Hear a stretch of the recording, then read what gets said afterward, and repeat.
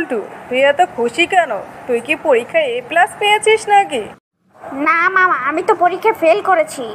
বোকা ছেলে, এই কথা তুই হেসে হেসে বলছিস? ফেল করার কথা কি কেউ হেসে হেসে বলে? আরে মামা, আমি হাসবো নাকি কাঁদবো? আমি ফেল করেছি, এটা তো আমার ভাগ্য। কি তুই কি বলতে চাচ্ছিস? আমাকে বুঝিয়ে বলতো, আমি তোর কথা কিছুই বুঝতে পারছি না। তোর কি কোনো মাথা খারাপ হয়ে গেল নাকি? আরে মামা, পাশের বাড়ির জবাও ফেল করেছে। আরে জবা ফেল করেছে তাতে তোর কি? জবা ফেল করেছি না জবার ব্যাপার, তাহলে তুই কেন এত খুশি হচ্ছিস? আমি তো কিছুই বুঝতে পারছি না। মামা, জবার বাবা বলেছে জবা যদি পরীক্ষায় ফেল করে তাহলে তাকে রিস্কাওয়ালার সাথে বিয়ে দিবে। দিবে। ওনার মেয়েকে উনি যার সাথে ইচ্ছা তার সাথে বিয়ে দিবে, তাতে তোর এত খুশি হওয়ার প্রয়োজনটা কোথায়? আমি তো কিছুই বুঝলাম না।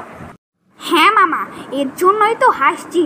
আর আমাকে বাবা বলেছে আমি যদি পরীক্ষায় ফেল করি তাহলে বাবা আমাকে একটা রিক্সা কিনে দিবে, আমি রিক্সা চালাবো।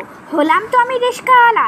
এখন আর জবার বাবা আমার সাথে জবাকে বিয়ে দিতে মানা করবে না।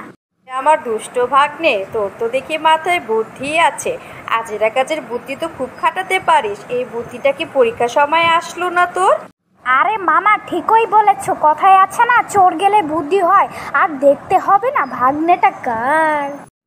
সো গাইস, আজকের গল্পটি যদি আপনাদের কাছে ভালো লেগে থাকে তাহলে অবশ্যই লাইক, শেয়ার, কমেন্ট এবং চ্যানেলটি সাবস্ক্রাইব করে আমাদের পাশেই থাকবেন। এরকম নতুন নতুন ভিডিও পেতে আমাদের চ্যানেলটি সাবস্ক্রাইব করে আমাদের পাশেই থাকবেন। আজকের মতো এখানে বিদায় নিচ্ছি। আল্লাহ হাফেজ। বন্ধুরা, আমাদের আজকের গল্পটি যদি আপনাদের কাছে ভালো লেগে থাকে তাহলে অবশ্যই লাইক, শেয়ার, কমেন্ট এবং সাবস্ক্রাইব করতে ভুলবেন না।